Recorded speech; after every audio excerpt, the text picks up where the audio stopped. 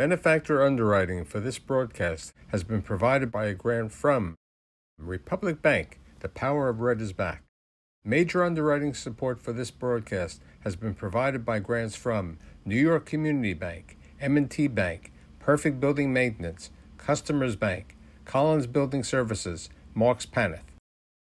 Additional underwriting support has been provided by grants from AmTrust Title, Bank of America, Capital One Bank, Douglaston Development Levine Builders, Flushing Bank, Friedman LLP, Handro Properties LLC, Handler Real Estate Organization, Investors Bank, James D. Kuhn Real Estate Institute at Syracuse University, John Catsimatidis Red Apple Group, New Banks, Meridian Capital Group, Ocean First Bank, RPW Group, TD Bank, the One Stop Property Group, and these friends.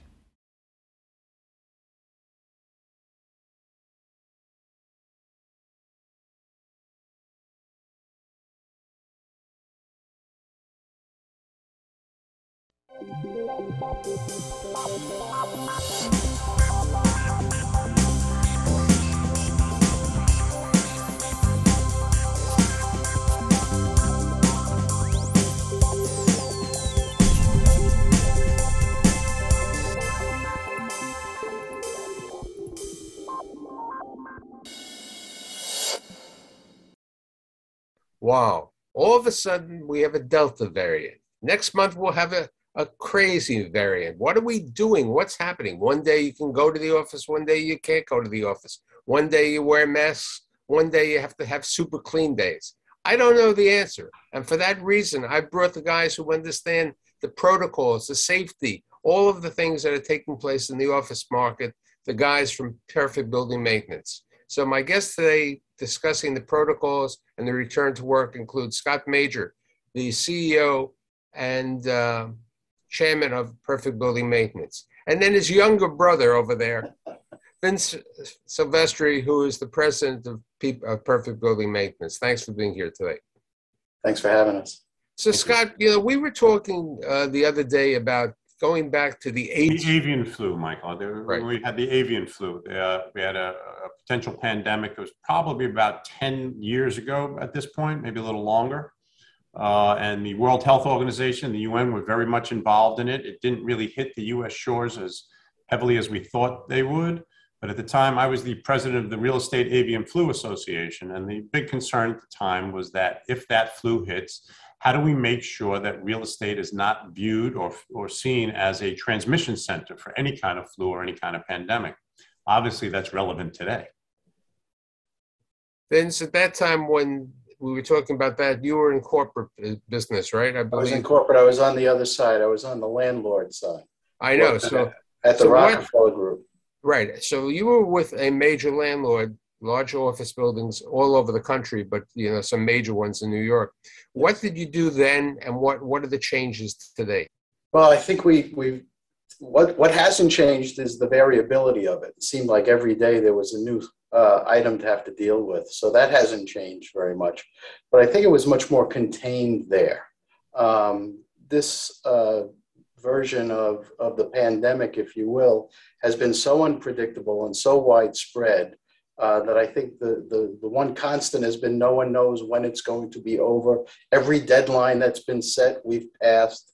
And this one has been far-reaching. Scott has said, we can do the best we can to keep you safe in your office.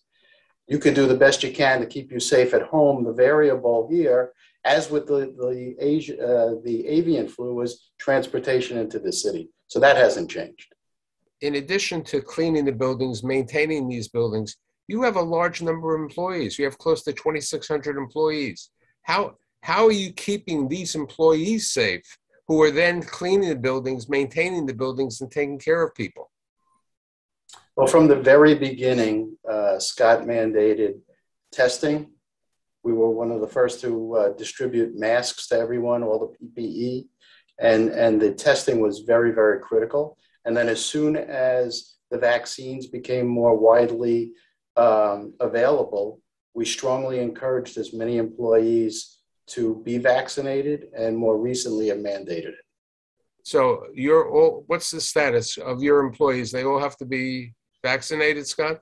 Yes, there's a vaccine mandate in effect, and I think at last count out of 2,553 employees, I think we were under 14 that were not vaccinated, and they either had a religious or medical exemption at this particular point in time, and we're discussing with their union what we're going to do with them. But you have to keep in mind, we are and were essential services, so while everything shut down, we were in the office. We had to be. Our buildings had to remain open for people that had to come inside to them.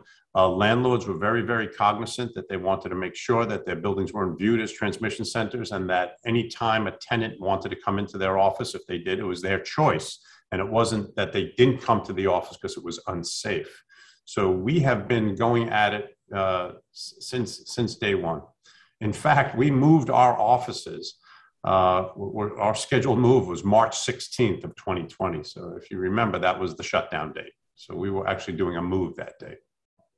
Okay, with regard to that, people, the rags and the papers, everybody has a misconception of what percentage of people are returning to work. You're operating in many office buildings, large and small, okay, in different markets. So let's talk about New York City, Lower Manhattan, Midtown, Grand Central, with regard to how many people are there. I mean, you're in the Chrysler Building.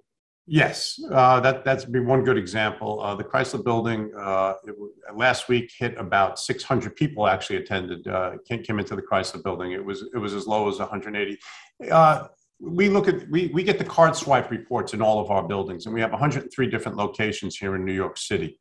So we see on a daily basis who came in, how many people came in, what floors they go to, how many. So that's how we can respond service-wise. And occupancy now has creeped up over 50%, particularly downtown. Midtown is still a little bit light. Third Avenue has picked up a bit more strong, but just Midtown seems to be lagging a little bit behind. It started to come back just before Christmas last year. It went up to about 35%, and then right around Christmas time, it dropped down to 3%. So we see the percentages going up and down, but right now we're a little bit over 50%. And, as you know, Michael, we also have offices in Stamford, Connecticut, and Washington, D.C., and Philadelphia. So we get to see what's going on outside the city as well. And we often kid around that sometimes it doesn't appear as if there's COVID outside the city. The response to people coming to their offices outside of New York is much, much higher. In addition to, we talk about the offices, but you have substantial retail. What type of protocols and changes, this is for Vincent and for Scott, have been done with regard to the retail sites that you work on? Well, that's something I think that we all experience, and that is that, we've had some retail close and didn't open up. That's one of the, I think, anomalies. You'll see an empty store shuttered, and then right next to it is a store that's open that has a help wanted ad. So, I mean, that I think is one of the anomalies that retail is dealing with. But we have been providing different things like temperature scanners. We've scoured the market, and we've really come up with what we think is the best product. We have temperature scanners that can work with turnstiles to let people in once they scan. We have a health check protocol that we use, and then obviously, keeping supplies of hand sanitizer in visible locations. Yeah, and then the disinfecting that we do at night. The gold standard, or the platinum standard, is a electrostatic positive ion spray that we use a hospital grade disinfectant in. And the reason for it is you can go through a space relatively quickly. You release this spray. It only needs a 5-second dwell time for it to be effective. And it's something that we do in a lot of our offices. We've done it in this office every single night since the COVID started. And we do it in a lot of our client spaces and clients' offices as well. You may recall at some point the FDA came out with something that said, all you really need to kill COVID is soap and water. So people said, why are we using all these disinfectants? Take a look around your office and tell me what you think should be cleaned in that office with soap and water. There's nothing there. You have to use these, electrostatic disinfectants. Yeah, with regard to that, Vince, go back to the old days as the landlord. How do you see the world as a previous landlord, and today when you're dealing with landlords with regard to COVID, with regard to safety, with what Scotty just said about this electrostatic situation and so on? Well, I think that it's so far reaching, Michael. As a landlord, you have society within society in the building, and you have to protect your tenants at every possible, the multi-touch points, at the elevator buttons, in the common areas. So it's far-reaching. And in this pandemic, you've also got the communities within the community. Each tenant has their own protocols, their own requirements, their own concerns and fears for their employees. So the landlord, and now on the service provider side, it's not much different. You do everything possible to make your tenants, your guests, your landlord feel as comfortable and safe and confident as possible. Well, what about the co-working companies? They're back. People are renting space. How do you protect the co-working space? Where there are a variety of people, because maybe they come back 2 days a week, 1 day a week. Some could be working 5 days a week. And the temperature. I haven't been in too many office buildings, large office buildings, but the last large office building, there was no temperature control. I think it was 1770 Broadway. I was there. I mean, they just asked for my ID. There was, they didn't even ask me to show them my card saying that I was vaccinated. It varies by landlord, and different landlords have different requirements. We happen to have a large pool of clientele that very early on required that all of the vendors that come into their building be vaccinated. It's important that the tenants in a building and the landlords understand, and at least to our customer base, that when someone's coming into the building or coming in to service their space, that they are not an imminent threat. And I think that's really something that's very, very important. And that's why we have a vaccination mandate in our company. And I can tell you there were a lot of people, in the beginning that didn't want to get vaccinated. And then we said, well, there's a mandate. And if you don't get vaccinated by this particular day, you're going to be laid off. And they went, oh, okay, I'll do it. So a lot of people didn't have any real reason why they didn't want to do it, other than they just didn't want to do it. And so when it came down to employment, a lot of people changed their minds. Now, that wasn't very popular at all times, but it's important. And getting back to your point, it's just very, very important that the people that walk in, whether it's you come in and get scanned before you come in, or wearing a mask when you enter into the building, it's just very, very important that, like I said at the outset, that real estate doesn't become a transmission center, and that no one that's working there feels that anyone that's coming into their space is an imminent threat of spreading COVID. Since you were a company who was an essential service returning to office, what protocols and training did you put into effect for your buildings, for your employees, the 2,550 employees? Well, obviously the PPE was one that Vincent just mentioned. But we also do a lot of training. I mean, if I was to consider what our business model really is, we are an employee training company. We do a lot of training. We've been doing a lot of on-site training, a lot of classroom training here, just on disinfecting, on the different aspects of social distancing. Air quality is very, very important in the space. These are all things that we work on. And Vincent worked very hard to get us certified, have all of our processes and procedures certified. And Vince, why don't you talk about the Global Biorisk Advisory Council? We are one of the few companies in our industry, certainly here in New York, that received that GBAC Service Star certification. Why don't you talk about that, Vince? The GBAC Star Service certification, actually it's an accreditation, is the highest standard in the industry. It's through ISSA. And what they do, it's a rigorous 20-point review of your protocols, your practices, point by point. And we went through that, and we were awarded the GBAC Star Service accreditation just last month. So that shows people when they come in and they see that seal that we've passed the highest standards, this rigorous review of our protocols. And it's another step in making our tenants, their employees feel comfortable and confident as possible coming into that office space. I mean, Michael, why that's important is because it's not just a cleaning company coming in and saying that, we're doing all the right things and we're disinfecting your space. We now have a third-party accreditation as to the procedures that we're using that's saying this is the standard. So I have a question with regard to elevators, okay? Because you have so many people going into the elevators. Do you clean the elevators or do you spray them with this disinfectant during the day? Yes. Yes, the high touch point areas are addressed repeatedly during the day. Now, what happens? I mean, I don't know. Do you have in some of your buildings gyms or cafeterias? What do you do for protocols with regard to them? We do have gyms and we do have cafeterias, and we have obviously increased the amount of times that they're serviced, especially during the day, especially when they're occupied. A lot of them still remain closed, either at the request of a tenant or certainly they have not reopened their cafeterias or they're spacing out how people are using them. They've taken away tables to create social distancing. They have everybody sit facing the same direction so that they're not breathing on each other. I mean, different types of things that, that we've been helping with. One of the things that Vincent and his team have really been working very hard on are developing these BRPs, these business recovery plans. And one of the things that PBM does free of charge to anyone who calls is we will come in and we will look at your space.